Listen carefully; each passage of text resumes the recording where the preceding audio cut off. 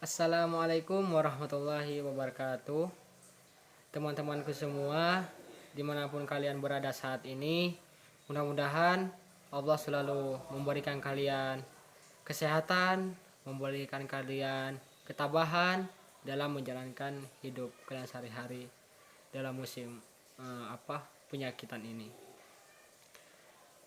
Baik teman-teman, di sini saya akan sedikit menjelaskan tentang istilah-istilah yang berkaitan dengan COVID-19 ini. Mungkin teman-teman sudah pada tahu ya, tapi setidaknya di sini saya akan sedikit menjelaskan tentang istilah-istilah atau bahasa-bahasa baru yang keluar karena adanya COVID-19 ini.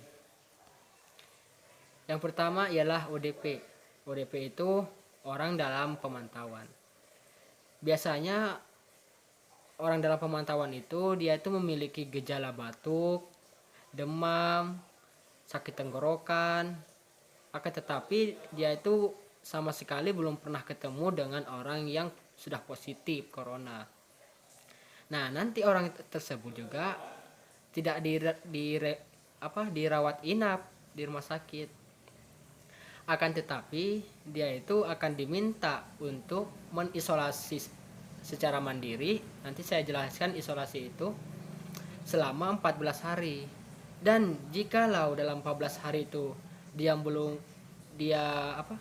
pulih atau belum sehat, maka dia harus segera konsultasi ke dokter apakah penyakitnya itu karena corona atau tidak. Begitu.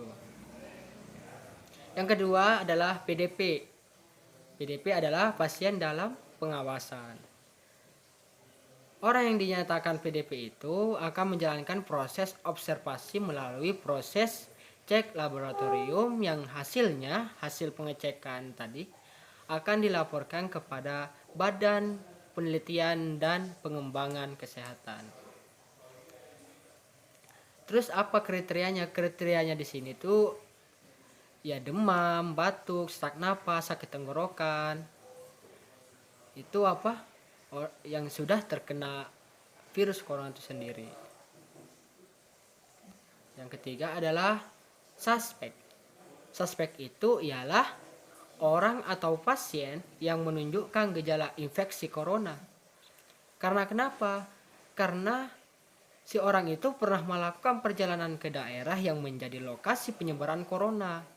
Seperti corona itu berasal dari Wuhan, maka teman-teman pernah jalan-jalan ke sana ke Wuhan, terus kembali lagi ke Indonesia misalkan, maka kalian itu akan disuspek, kalian akan dicurigai bahwa kalian itu jangan-jangan orang ini sudah terkena virus corona, dia akan menyebarkan virus corona, maka dia harus dikarantinakan secepatnya.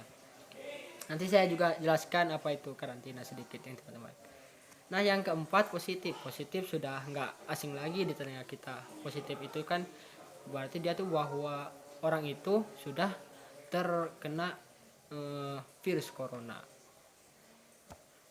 Nah, yang kelima adalah lockdown. Nah, lockdown ini sudah populer gitu, udah menyebar di mana-mana. Sedikit-sedikit lockdown, sedikit-sedikit lockdown. Pusing juga ya lockdown terus ya.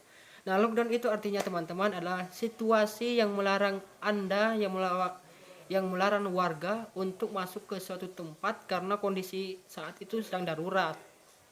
Darurat apa? Misalkan darurat seperti banyaknya wabah, banyaknya penyakit. Maka di situ kita akan di lockdown. Kita dilarang untuk memasuki ke wilayah itu. Nah, lockdown juga itu sendiri ya berarti negara yang menutup perbatasannya agar tidak ada orang yang masuk atau keluar dari negaranya. Seperti misalkan Indonesia tidak boleh orang Indonesia tidak boleh keluar ke luar negeri, atau orang luar negeri tidak bisa masuk ke Indonesia. Itu yang kelima teman-teman.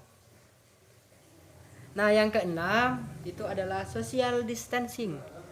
Social distancing ini adalah mengurangi jumlah aktivitas di luar rumah dan interaksi dengan orang banyak atau dengan orang lain. Jadi lebih dipersedikit aktivitas di luar rumah, dan bila keluar rumah maka harus menjaga jarak antara sesama. Yang ketujuh adalah isolasi. Isolasi itu yang saya sebutkan tadi adalah tindakan pemisahan pasien yang berpenyakit menular dari orang lainnya. Jadi pasien itu akan dipisah ke suatu tempat, ke suatu ruangan agar eh, penyakit yang ia derita tidak menular ke banyak orang. Itu isolasi ya. Nah, karantina sih hampir sama dengan isolasi. Hanya saja bedanya karantina itu digunakan untuk seorang yang telah terpapar virus corona, namun gejala-gejala yang dalam dirinya itu belum terlihat bahwa dia tuh sudah terkena virus corona. Belum nampak, gitulah ya, belum nampak. Akhirnya tapi gimana ya? Dia tuh sudah diponis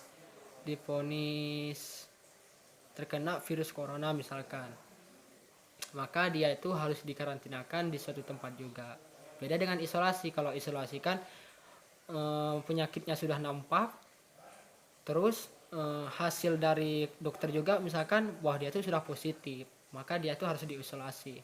Kalau karantina penyakitnya belum nampak, tapi dia tuh sudah apa ya namanya ya, sudah ada keterangan dari dokter bahwa dia tuh sudah terkena virus corona misalkan gitu. Ya, selanjutnya yang ke-9 adalah work from home. Work from home ini adalah bekerja dari rumah. Nah, jadi selama musim corona kita itu harus bekerja di rumah, tidak boleh berbanyak aktivitas di luar, social distance lah gitu ya, social distance. Akhirnya kita tuh suruh bekerja di rumah. Nah, yang lebih kasihannya orang yang tidak bisa bekerja di rumah, dia tuh harus bekerja di luar, seperti ojol gitu kan, terus taksi gitu. Nah, itu kan harus bekerja di luar rumah, tidak boleh online ya gitu ya. Nah, itu yang ke-9 ya. Yang ke-10 adalah local transmission. Local transmission ini adalah penularan coronavirus yang terjadi secara lokal atau di lokasi tempat pasien positif COVID-19 berada saat ini. Nah, jadi gini teman-teman, ketika ada teman kalian yang terkena virus corona, lalu setelah itu banyak yang terkena virus corona karena dia, maka itu yang disebut dengan local transmission. Berarti itu sudah masuk kepada zona merah kalau nggak salah ya. Nah, itu yang ke-10. Yang ke-11 adalah wabah. Wabah tidak asing lagi, berarti itu suatu penyakit yang peningkatannya secara mendadak di suatu tempat tertentu. Epidemi ini adalah suatu wabah, suatu penyakit besar ya, dan peningkatannya secara mendadak. Hampir sama istilahnya gitu ya.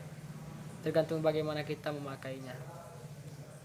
Nah, sedangkan pandemi ini adalah berarti epidemi atau penyebaran penyakit tertentu yang terjadi secara global. Nah, kalau ini secara globalnya gitu, di berbagai negara di dunia.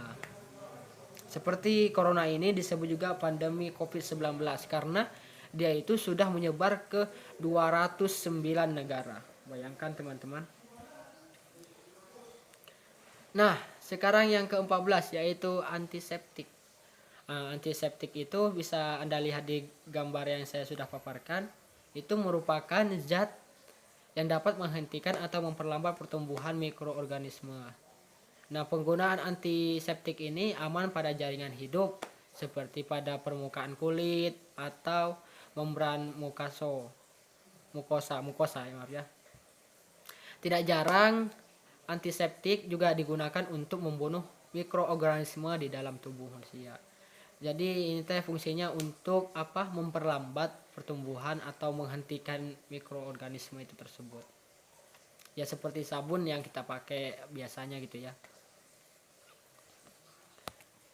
Yang ke-15 yaitu cairan disinfektan.